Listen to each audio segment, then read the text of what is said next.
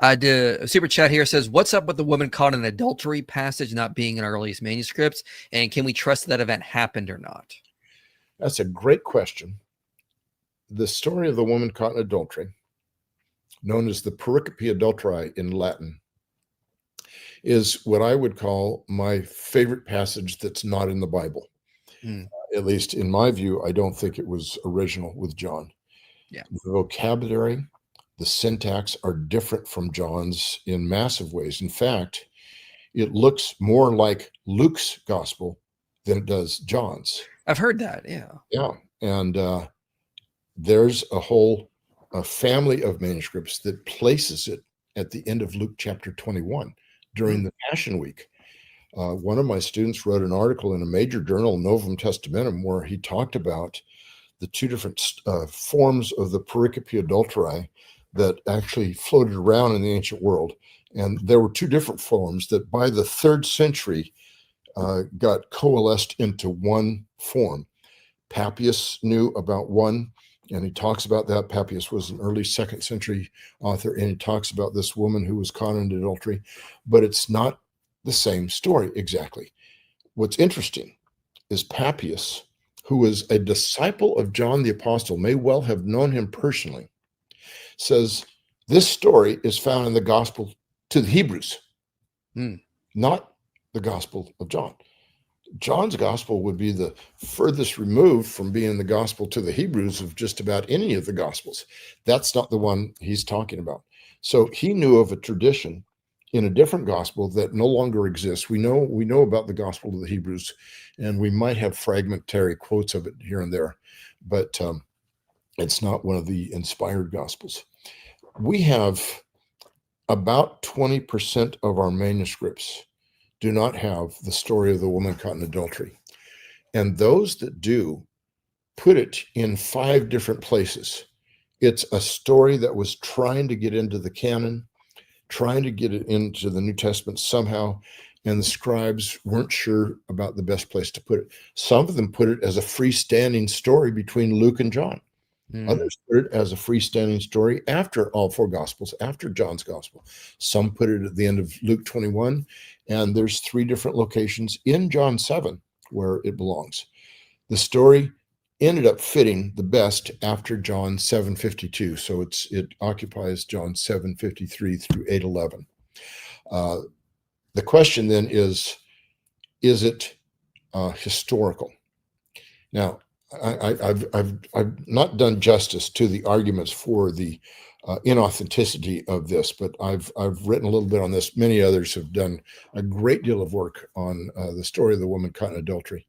We even found some manuscripts when we were in Albania. CSNTM has discovered about 60 New Testament manuscripts, and some of those in Albania did not have the story of the woman caught in adultery.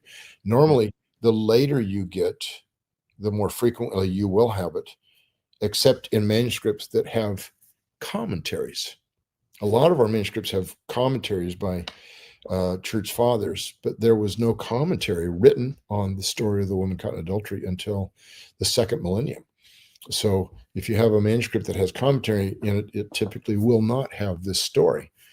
So we found some manuscripts that did not have it and that were not commentary manuscripts. And we found some manuscripts that were very late, like 14th, 15th century, that still did not have it. One of the manuscripts that we discovered in Albania, the manuscript didn't have it. It was a non-commentary manuscript. And then the next page, as we're photographing these, it was a parchment manuscript.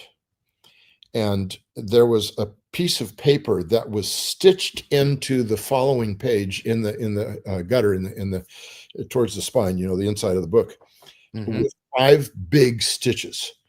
It had it looked like somebody was angry throwing this into the text. You don't have the story of the woman caught in adultery. I'm going to stick it in. And then he scribbles out that story. And on the back side of this, where he finishes it, now you see in the last half of that, on the back side of this single page, in a child's hand, the story of the woman caught in adultery. It must have been some priest who or pastor who had children, and so you get this kid hearing him talking at dinner time. He says, "I'm going to help Dad too, and I'll write this out again." So we have it twice in that manuscript, but all later. So Interesting. I'd say, did it happen historically? I think there's a couple of issues that are important for us to clarify. Something may be true historically, even if it's not recorded in Scripture.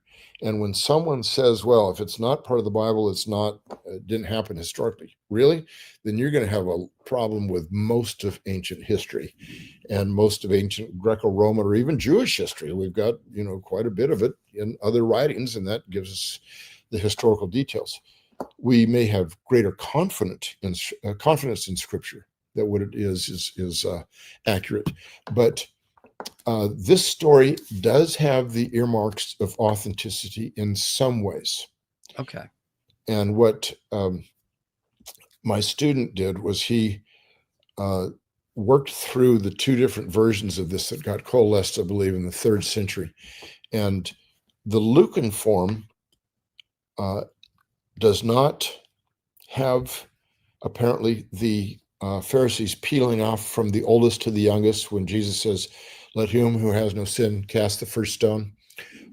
And so that Lucan form doesn't have that as far as we can tell.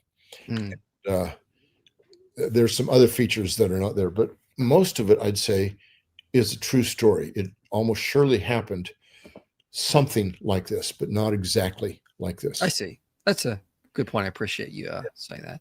And